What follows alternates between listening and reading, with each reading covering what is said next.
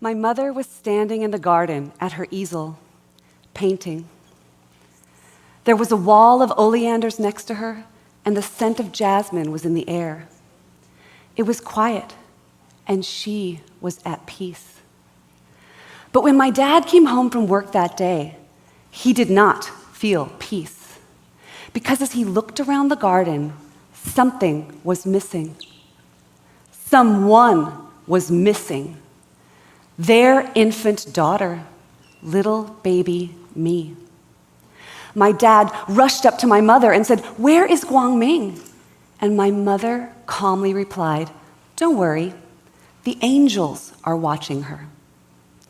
In a panic, my dad raced into the house. Hearing my cries from the nursery, he scooped me out of the crib and held me close, my face red from crying, my diaper full and overflowing.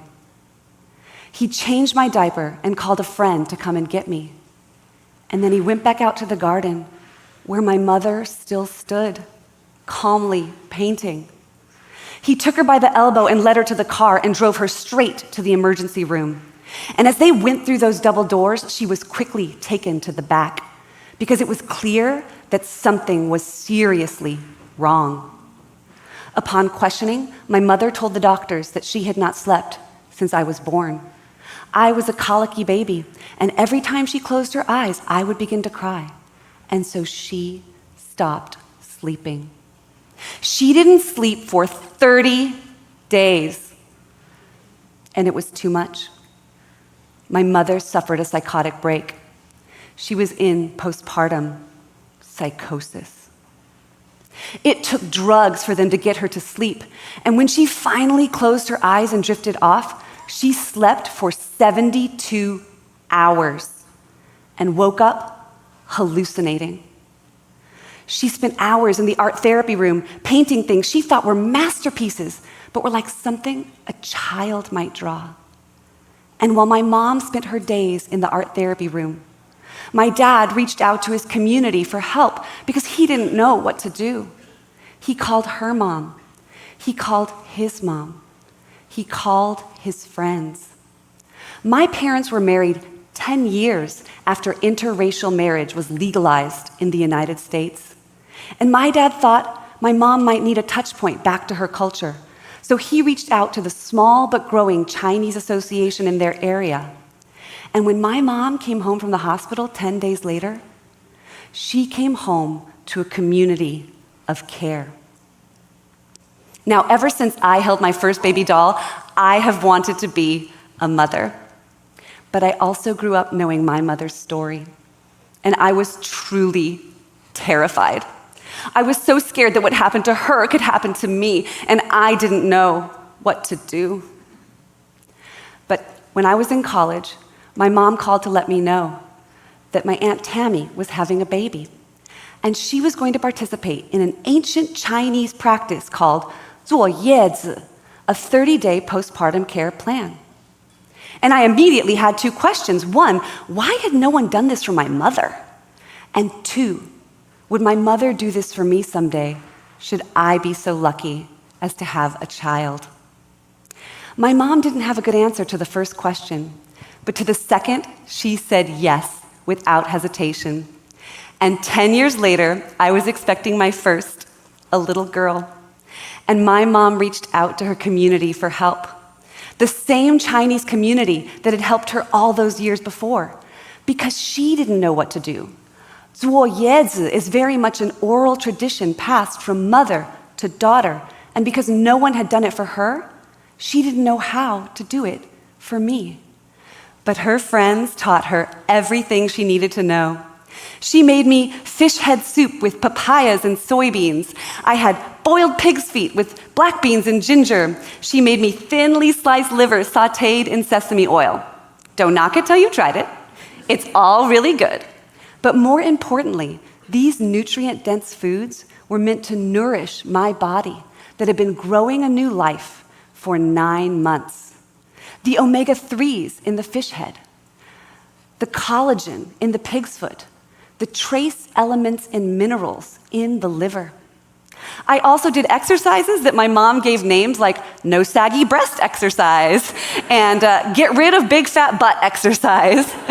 I also wore a cotton wrap around my middle to hold my organs in place while my skin shrank down to size. I drank gallons of tea steeped in goji berries and red dates. And most importantly, for 30 days, I had no visitors. I needed that time to rest, recover, and bond with my newborn. And so I did yuezi after my daughter was born. And 21 months later, I did it again after the birth of my son. And 21 months later, I did it a third and final time after the birth of my identical twin boys. 4 kids, 3 and under. And I didn't feel so much as the baby blues. It was a beautiful time. In America, women are often so focused on their birth plan, they don't think about their postpartum care plan. Now, this is starting to change. There are postpartum doulas and night nannies, but these are resources not accessible to all. In America, women are applauded for sending work emails from the delivery room. They're sent home the next day with a newborn and no roadmap. And 2 weeks after that, well, you're supposed to look like a supermodel. This should not be the norm, and other cultures recognize this. In Latin America, Africa, and Asia, there are traditions around postpartum care. And what they all have in common is they last 30 to 40 days. They involve nutrient-dense foods and require a community of care around the mother and newborn. In some places, there are even postpartum hotels where women and their babies can check in to receive care. Recognizing this need for care is critical because 1 in 5 women suffers from a perinatal mental health problem. And 75% of those who suffer go untreated because they don't know to ask for help. There are women who have taken their own lives. There are women who have taken their children's lives. My mother and I, we got lucky, and we got help. So 18 years ago, when I did yuezi for the first time, my friends were curious and a little bit upset. They wanted to come to the delivery room, pop a bottle of champagne, and toast the baby. They wanted to come to the house right away and hold the baby. And I told them all, no. I need this time for my mental health.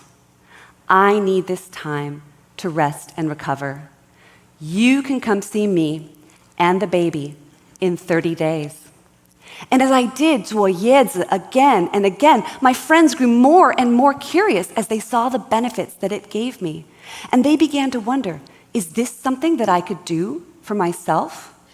And so I began to share about yuezi, the exercises, the lifestyle changes, the recipes. And look, I get it. Not everyone's going to want to eat a boiled pig's foot. But the underlying principle that you need nutrient-dense foods is still there. And not everyone's going to want to sit at home for 30 days with no visitors. But the underlying principle that you need space to rest and recover is still there. My friend Allison, after learning about yuezi, decided to invite everyone at her baby shower to do an act of care for her after birth because she had lost her mother and didn't have anyone to help. And Allison's friends showed up. They did household chores. They made meals. They held the baby so that she could get naps. These were not visitors expecting to be entertained. These were helpers forming Allison's community of care. So you see, you could help prevent a crisis by becoming part of a community of care around a mother and her newborn.